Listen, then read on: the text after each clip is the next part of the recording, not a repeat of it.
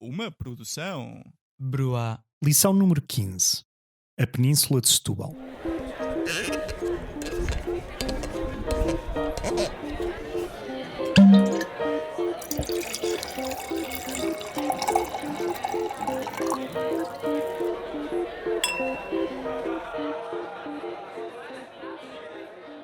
É um bocado estranho pensar que já vamos em 15 episódios do Sumo de Uva, e que esta pequena aventura em que nos metemos de vez em quando de ir provando vinhos e falar um bocadinho sobre algumas regiões emblemáticas e sobre alguns tipos emblemáticos de vinho de Portugal, mas também do mundo, como já temos vindo a experimentar aqui nesta segunda leva de episódios, por assim dizer, já dura há 15 episódios. Ou seja, já há 15 lições ou 15 episódios do Sumo de Uva que vos trouxe em situações diferentes da minha vida, das vossas vidas, obviamente, por causa da situação também em que estamos agora, mas não podia deixar de marcar, de certa forma, este número redondo, grande, que é um 15, com um agradecimento às pessoas que têm ouvido o podcast. E também têm interagido connosco nas redes sociais e falado um bocadinho do podcast e do que gostavam de ver, e também comentado. Acreditem que todo esse apoio, todas essas sugestões, todas essas perguntas são muito, muito bem recebidas e agradeço-vos desde já por as fazerem.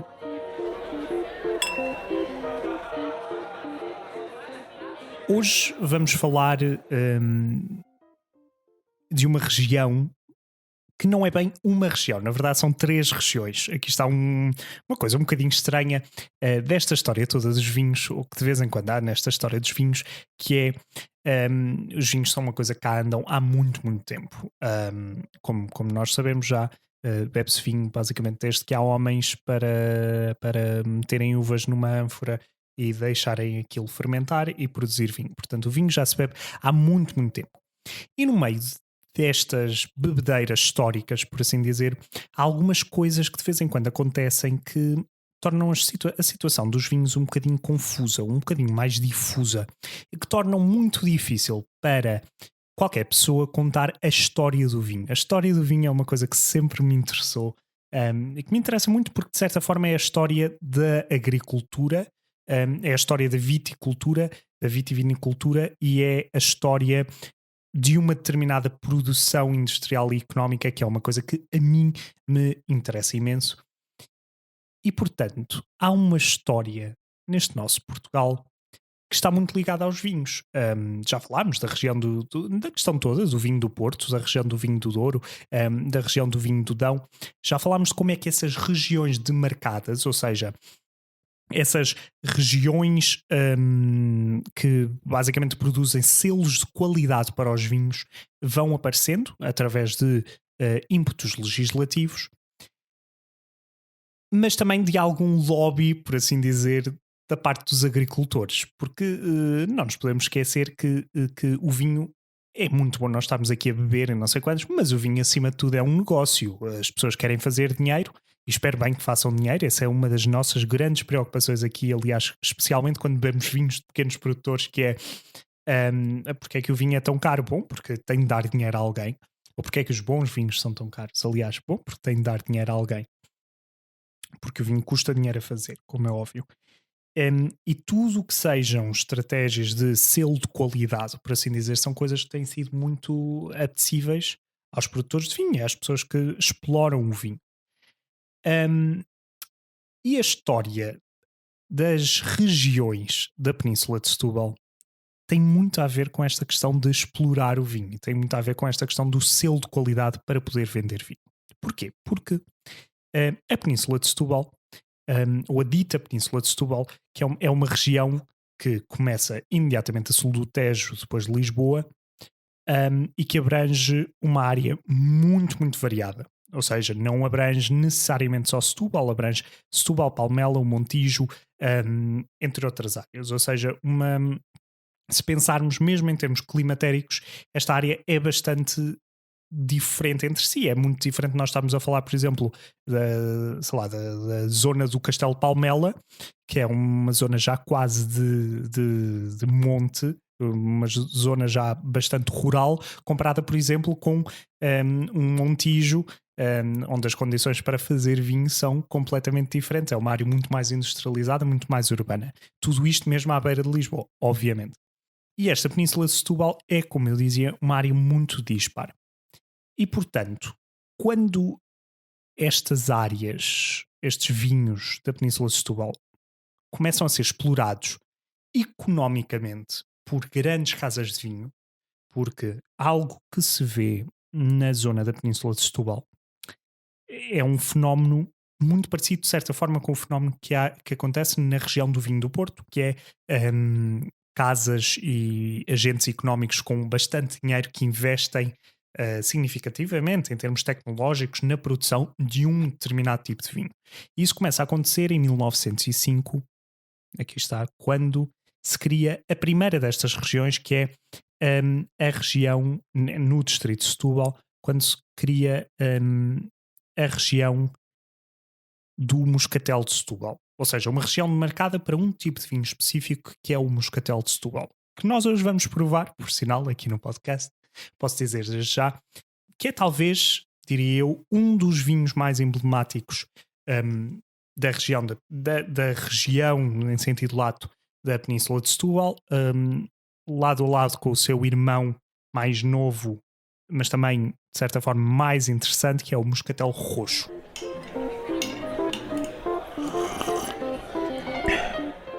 O Moscatel é uma casta específica que tem um método de produção específico, que nós já lá vamos, e cria um vinho doce com um cheiro muito característico de laranja, amêndoa, enfim, essas coisas todas boas que criam um vinho de aperitivo muito, muito bom, que para qualquer pessoa que esteja a trabalhar em casa, a quantidade de horas que eu ando a trabalhar é exatamente aquilo que tu precisas quando acabas o trabalho.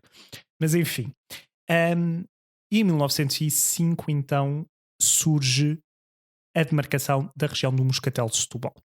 Uma região que começa por ser única e exclusivamente dedicada à produção deste vinho aperitivo barra sobremesa.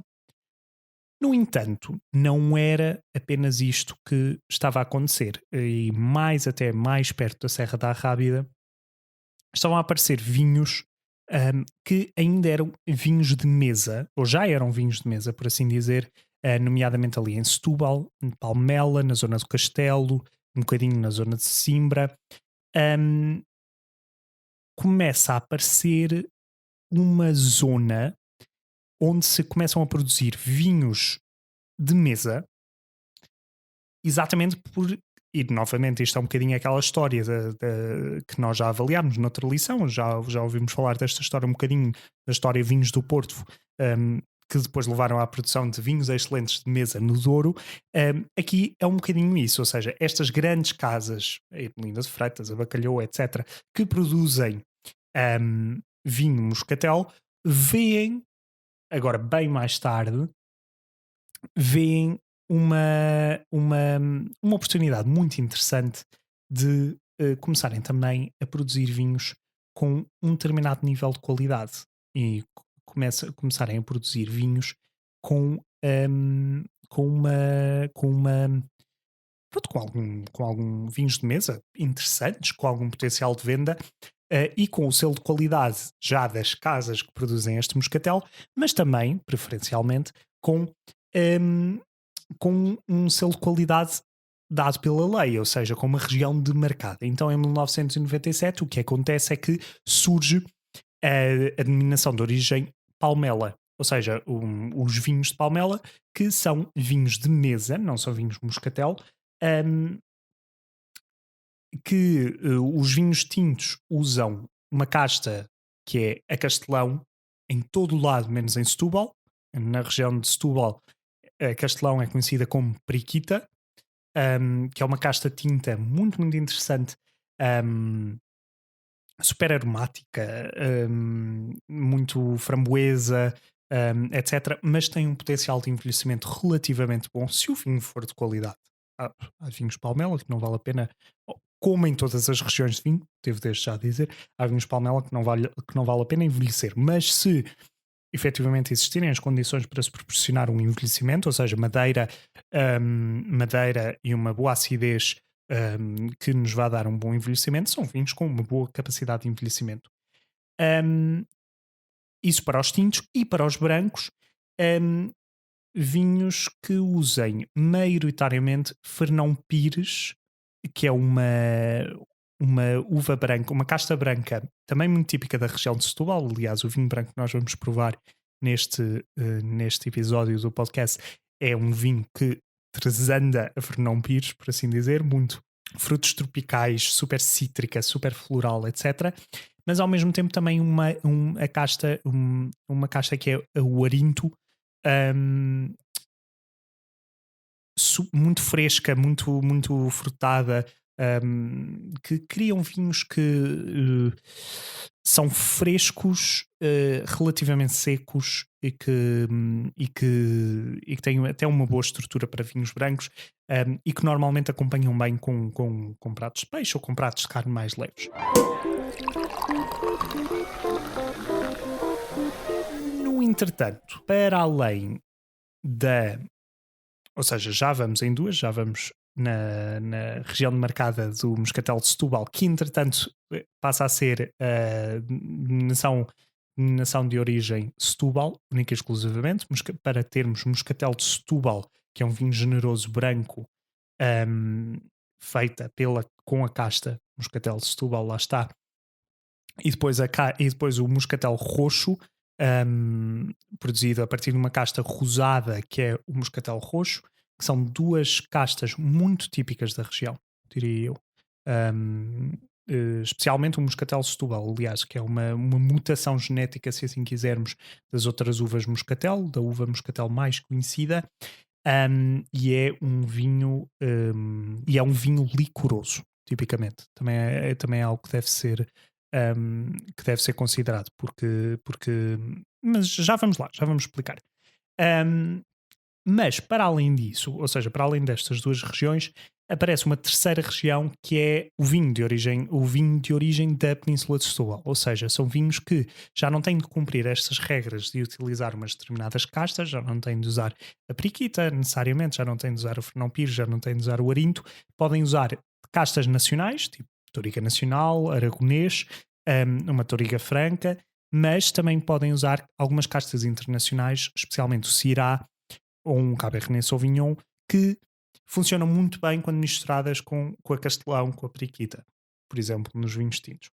Portanto, temos aqui uma grande variedade de vinhos explorados por estas grandes casas do Moscatel. E porquê esta história das grandes casas do Moscatel? Porque, efetivamente, há muitos poucos produtores independentes. Aliás, é raríssimo o produtor independente que consegue fazer alguma coisa na região da Península de Setúbal. Isso é algo que também tem de ser dito. Esta área, estas regiões são controladas por grandes grupos económicos no que diz respeito aos vinhos, ou seja, temos a Bacalhoa, temos a Casa Ermelinda de Freitas, temos outras que sem dúvida conhecerão, e algumas adegas cooperativas também, mas poucas. É uma área que não convida muito à inovação nesse sentido e à entrada de novos produtores. Nunca ouvi falar de um vinho natural da Península de Setúbal. Se alguém o conhecer, por exemplo, sei lá, um vinho natural ou um vinho biodinâmico, uma coisa diferente que esteja a ser feita por um produtor independente, por favor avisem-me, eu adorava experimentar. Não por eu ter alguma coisa necessariamente contra estas casas de Moscatel que também decidem fazer vinhos de mesa de vez em quando, mas porque acho que é sempre bom estimular a concorrência, estimular a competição, como já se viu, por exemplo, no Douro, e como já se viu na região do vinho verde, que existam produtores independentes, e como também já se viu na região da Bairrada, que existam produtores independentes que estimulem todos os grupos a criar novos vinhos e novas formas diferentes de vinho.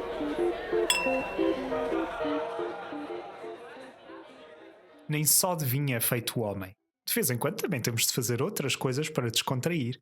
E é por isso que esta temporada do Sumo de Uva é patrocinada pelo Rising Lords, um novo jogo que se passa na Idade Média, turn-based, mas que também mistura elementos de estratégia, em que podemos aumentar e evoluir o nosso reino e preparar os nossos exércitos para entrar em batalhas gloriosas com até mais 4 jogadores num modo multiplayer fantástico.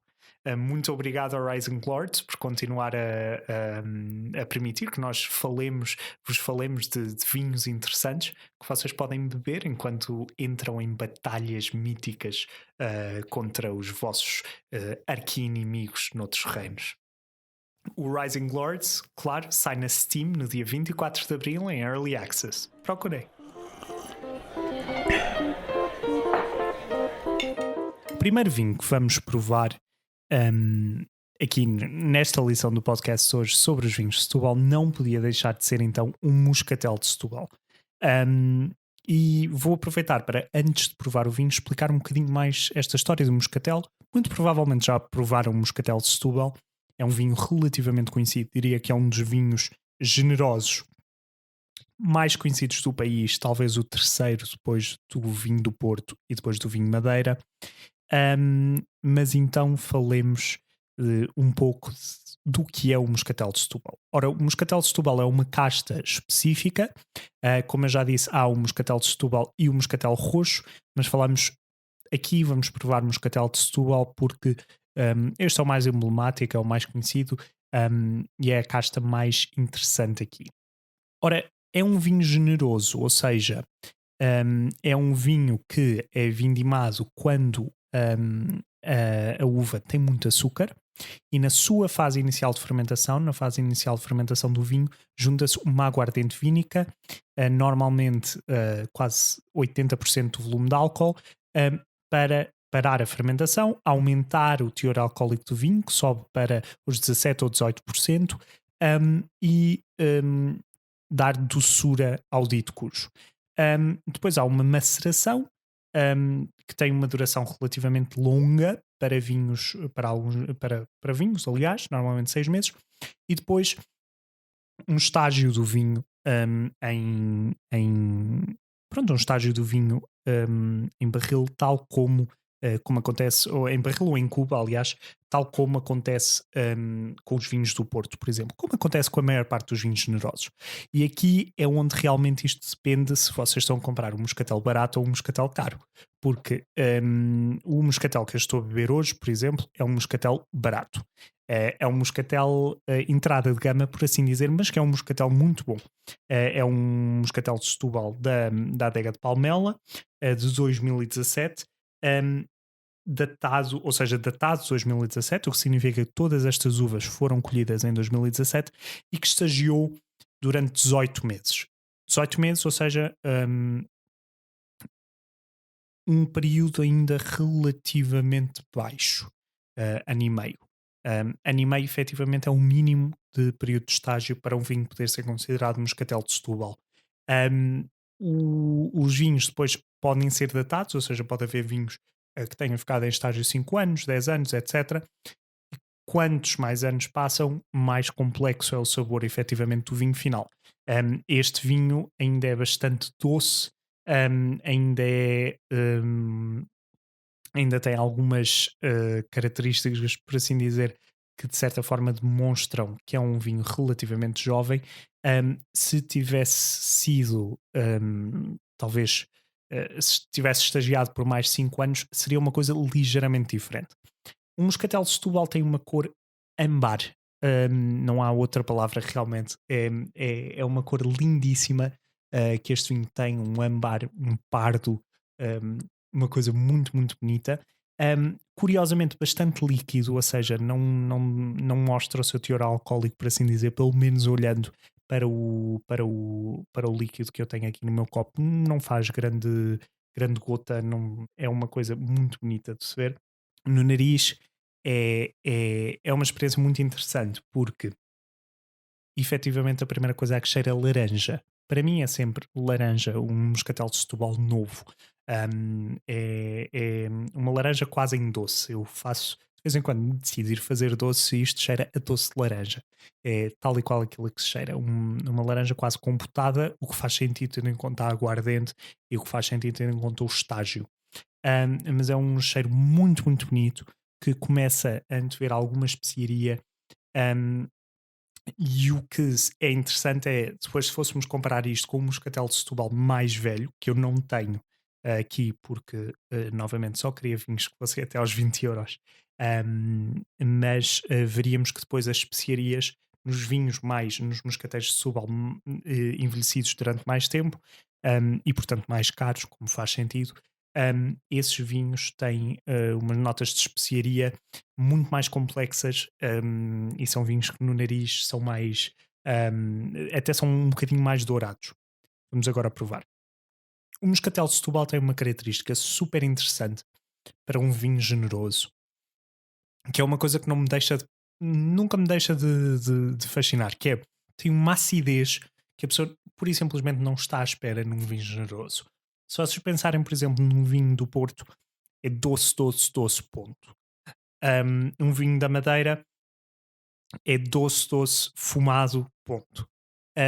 Um moscatel de Setúbal é doce, doce, ácido, que é uma experiência, é um contraste de sabores muito interessante e que até dá um bocadinho de golpe, um bocadinho de golpe à pessoa, mas é verdade. O moscatel de Setúbal, a casta moscatel de Setúbal, tem uma acidez muito interessante que se nota particularmente moscatéis relativamente novos. Ou seja, este moscatel de Setúbal, hum, é, é uma coisa que, embora seria um aperitivo espetacular, acho que, aliás, a mim isso é um daqueles vinhos que me abre o apetite, ponto. Mas seria uma coisa muito interessante de juntar, por exemplo, com um queijo, de juntar com algo que também tenha alguma complexidade de sabores, porque esta acidez realmente faz com que o vinho não seja aborrecido na boca, não seja pura e simplesmente doçura, ponto. Não é só um vinho de sobremesa, diria eu, não é um vinho, aliás, nem é um vinho de sobremesa, é um vinho de aperitivo, porque abre o apetite bastante, não o fecha, por assim dizer. Mas esta questão da acidez que este vinho aqui tem, efetivamente torna uma coisa um bocadinho diferente.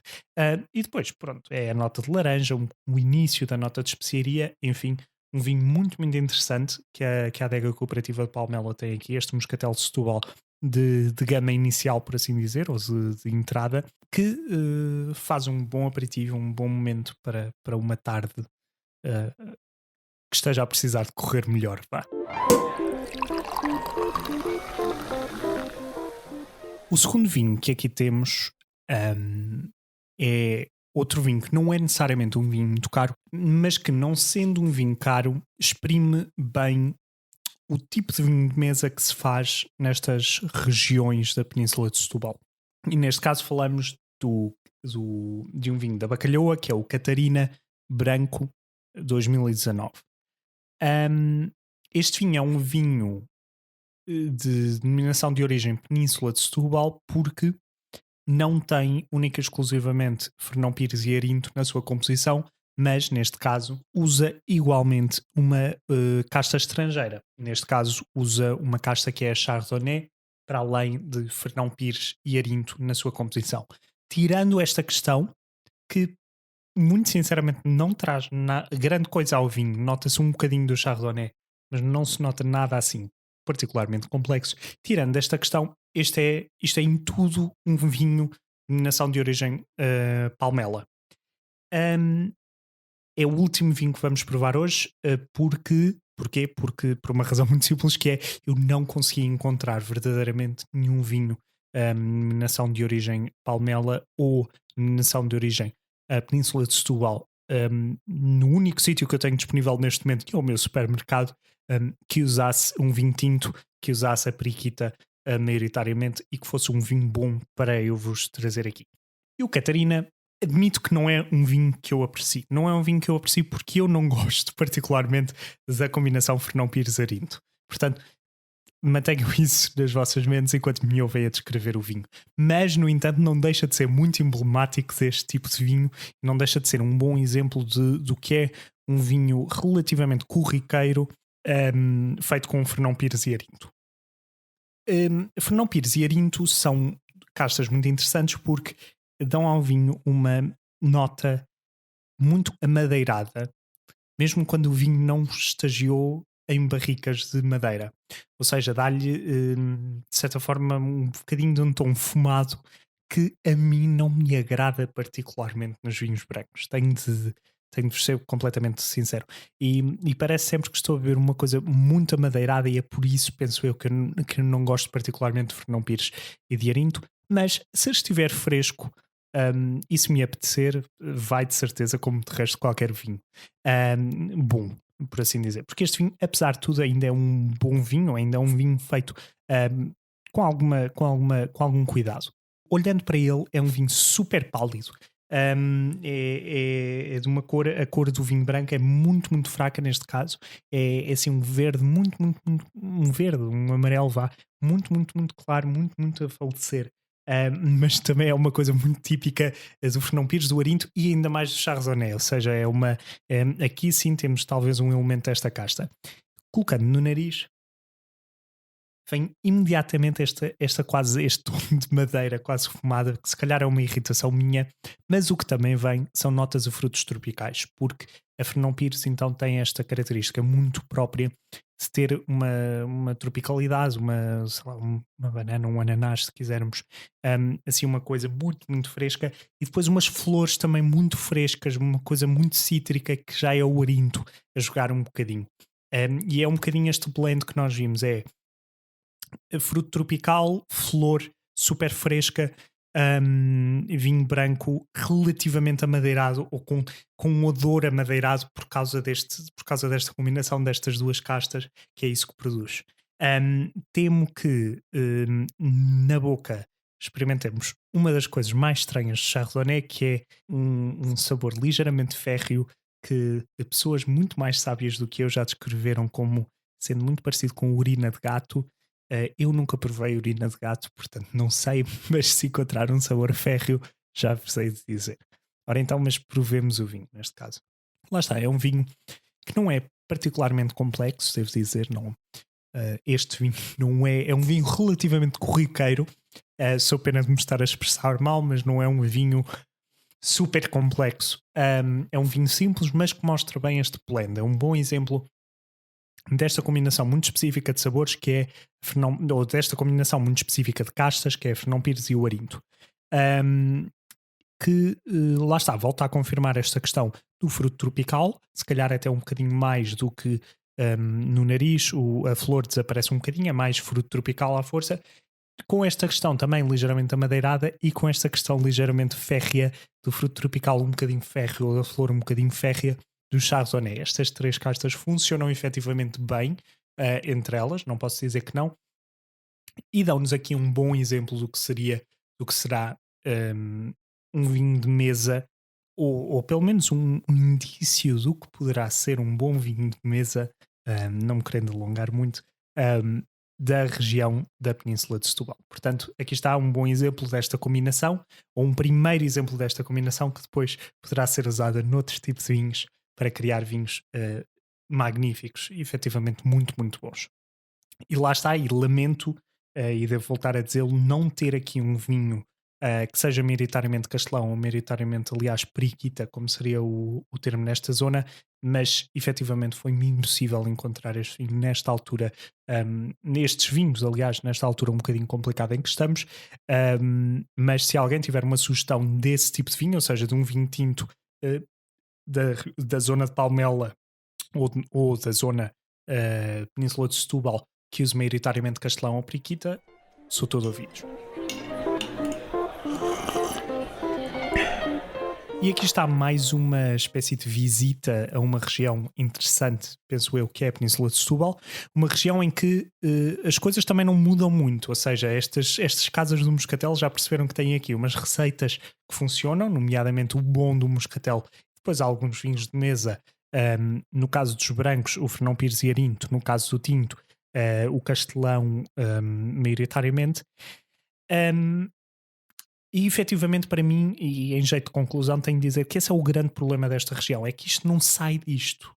Os vinhos tintos depois vão buscar algumas castas estrangeiras, efetivamente, mas não há grande inovação, não há grande coisa para além daquilo que nós experimentamos aqui, e os nomes são sempre os mesmos. É a Bacalhoa, é a Ermelinda de Freitas, etc, etc, etc. São sempre as mesmas casas, sempre as mesmas pessoas a fazer os vinhos. Eu espero que surja alguma inovação nesta zona, porque gostava muito de ver, por exemplo, o que é que seria possível fazer com um moscatel de Setúbal, usando técnicas, usando algum recurso do biodinâmico, usando algum recurso, porque o moscatel de Setúbal também faz vinho de mesa, usando algum recurso do vinho natural, etc. Acho que seria muito interessante ver essas inovações que esta região pode ter, mas para quem gosta destas fórmulas testadas, e eu gosto de algumas delas, pelo menos, nomeadamente do Moscatel de Setúbal e do vinho tinto de Castelão ou Periquita, gosto particularmente. Para quem gosta dessas fórmulas, está aqui uma grande região para começar a descobrir, com vinhos que não são muito caros, e onde vale a pena investir, onde também vale a pena investir, especialmente se estivermos à procura de bons moscatéis. No próximo episódio acabaremos também, ou começaremos umas férias, e como tal tentarei trazer-vos uma coisa um bocadinho especial. Ahm, mas até lá, como sempre, se tiverem algum comentário, sugestão, crítica, pergunta, estão mais que à vontade para irem às redes sociais. As minhas redes sociais são todas @vaiafonso. Façam perguntas, partilhem o que estão a beber, e até lá, bons copos.